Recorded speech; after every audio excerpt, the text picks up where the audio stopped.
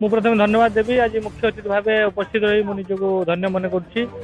ଆମର କୋଠାର ଗ୍ରାମ ପଞ୍ଚାୟତର ଯେଉଁ ବଜରଙ୍ଗୀ ୟୁଥ୍ କ୍ଲବ ଯେଉଁ ଆଜି କ୍ରୀଡ଼ା ପ୍ରତିଯୋଗିତା କରୁଥିଲେ କ୍ରିକେଟର 16ଟି ଟିମ୍ ଏଥିରେ ଭାଗ ନେଇଥିଲେ। ଆଜି ଫାଇନାଲ ମ୍ୟାଚ୍ରେ ଅନ୍ନପାଳ କ୍ରିକେଟ ଟିମ୍ ଏବଂ ଧୂସୁରୀ କ୍ରିକେଟ ଟିମ୍ ଦୁଇ ଜଣଙ୍କ ମଧ୍ୟରୁ ଅନ୍ନପାଳ କ୍ରିକେଟ ଟିମ୍ ବିଜୟ ଲାଭ କଲା।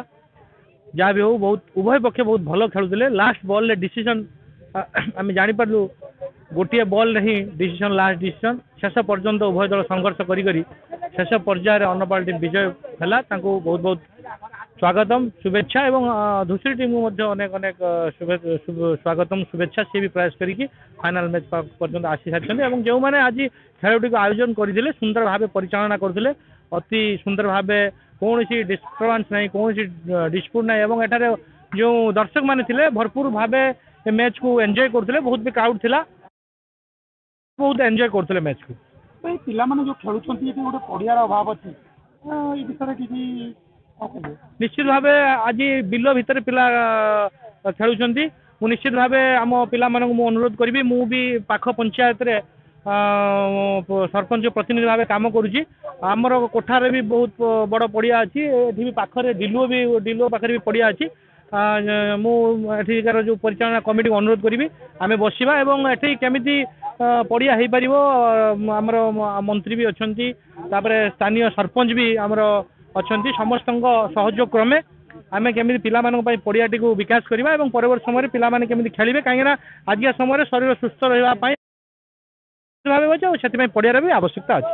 ଏହାକୁ ଆମେ ଚେଷ୍ଟା କରିବୁ ଏହାକୁ କେମିତି ପିଲାମାନଙ୍କୁ ଗୋଟେ ପଡ଼ିଆ ଭଲ ଭାବେ କରିବା ପାଇଁ।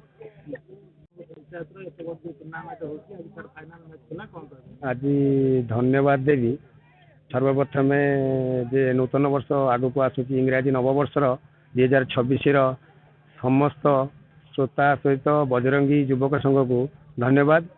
ଆଜି ଯେଉଁ ଖେଳ 16ଟି ମ୍ୟାଚ୍ ଅନୁଷ୍ଠିତ ହେଉଥିଲା କ୍ରିକେଟ ଟିମ୍ ଧରି, ଯାହା ଧୂସୁରୀ ଏବଂ ଅନ୍ନପାଳ ଟିମ୍ ଭିତରେ ସଂଘର୍ଷ ହୋଇଥିଲା। ଲାଷ୍ଟରେ ଯାହା ଅନ୍ନପାଳ କ୍ରିକେଟ ଟିମ୍ ଜୟଯୁକ୍ତ କଲା, ଆମେ ସାଧୁବାଦ ଦେଲୁ ଏବଂ ସର୍ବପ୍ରଥମେ ଏଠି କ୍ରିକେଟ ଗୋଟେ ଫିଲ୍ଡର ଆବଶ୍ୟକତା ଅଛି। ଆମେ ସେ ବିଷୟରେ ପ୍ରତିଶ୍ରୁତି ଦେଇଛୁ, ଯାହା ହଉ ଆର ବର୍ଷକୁ କ୍ରିକେଟ ମ୍ୟାଚ୍ ବେଳକୁ ହେଇଯାଇଥିବ। ଆଉ ବିଶେଷ କରୁଛୁ ଧନ୍ୟବାଦ। ମୋ ନାଁ ଅବିନାଶ ପାତ୍ର, ମୋ ଘର ଭଦ୍ରକ ଅନ୍ନପାଳ। ଆମର ମୁଁ ଏନର୍ଜି ଲେଭେଲର କ୍ୟାପ୍ଟେନ୍। ଆଜି ଏଇଟା ହେଉଛି ଆମର ଫାଇନାଲ ମ୍ୟାଚ୍ ଆଜି ଅନୁଷ୍ଠିତ ହେଉଥିଲା, ଯାହାଦ୍ୱାରା ଆମର ପ୍ଲେଇଂ 11 ଆଜି ସବୁ ଲୋକାଲ ପ୍ଲେୟର ସବୁ ଖେଳୁଥିଲେ। ଆଉ ସବୁ ଆଜି ଲୋକାଲ ପ୍ଲେୟର ଆଜି ସପୋର୍ଟ ପାଇଁ ଆଜି ମ୍ୟାଚ୍ ଜିତିଲୁ। ସବୁ ପିଲା ତାଙ୍କ ନିଜ ବେଷ୍ଟ ପ୍ରଦର୍ଶନ କରୁଛନ୍ତି। ମ୍ୟାଚ୍ଟି ପ୍ରାୟତଃ ଆମେ ହାରି ଯାଇଥିଲୁ, ବଟ୍ ଶେଷରେ ଆମର ଛୋଟ ଛୋଟ ପିଲା ଦୁଇ ଭାଇ ଆମର ଅଛନ୍ତି ଯିଏକି ବୋଲିଂ କରି ଆମ ମ୍ୟାଚ୍କୁ ସେ ପୁନର୍ବାର ଜିତେଇଥିଲେ, ଯେଉଁଟାକି ଆମ ପାଖେ ଇମ୍ପସିବଲ୍ ଥିଲା। ବଟ୍ ଆମେ ଲଢ଼େଇ କରିବା ବନ୍ଦ କରିନଥିଲୁ। 40 ବଲ୍ ହେଉଛି ମାତ୍ର ଥିଲା 10 ରନ୍ ଥିଲା ଏଗେନ୍ଷ୍ଟ ଜିତିବା ପାଇଁ।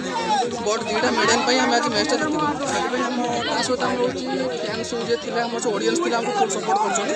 ଯେଉଁଥିପାଇଁ ଆଜି ମ୍ୟାଚ୍ଟା ଜିତୁଛୁ, ବହୁତ ଖୁସି ଲାଗୁଛି। ଏ ବର୍ଷ କେତେଟା ମ୍ୟାଚ୍ ଖେଳିଲେଣି? ଏ ବର୍ଷ এই ম্যাচটা তো সিজন স্টার্ট হল, তো এটা আমার ফার্স্ট ম্যাচ ଥିଲା। তো ଆମେ ଚାମ୍ପିଅନ୍ସ ବି ହେଲୁ। ବହୁତ ଖୁସି।